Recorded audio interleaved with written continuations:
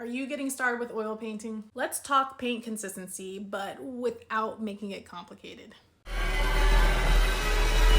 Okay, so straight from the tube, oil paint, it's thick, it's buttery, it's good if you want your brush strokes to show, good for texture, but sometimes you want it just a little bit smoother.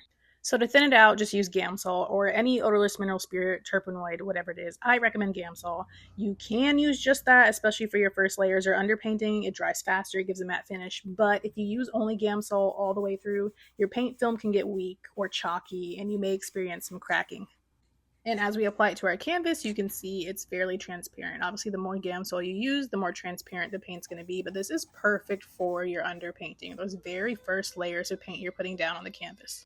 Like I said, we're not going to overcomplicate it. There's a million mediums out on the market. I use linseed oil, and that's all I need. It adds body, gloss, flexibility. It's perfect for creating richer layers. So start with just a drop or two, mix it, test a stroke on your surface, and then adjust as needed for flow and finish. So as you can see here, I actually end up adding too much linseed oil, so I just corrected it by adding more paint. And we're going to go ahead and do a side-by-side comparison, adding the linseed oil next to the Gamsol, and look at the difference.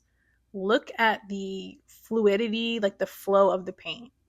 You see that? You see that right there?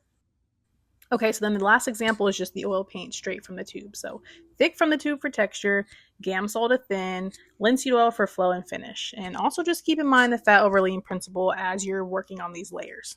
So that's it. Keep it simple, get to know your paint, and don't let all these fancy products scare you off. You can do it. Happy painting. Talk to you guys later.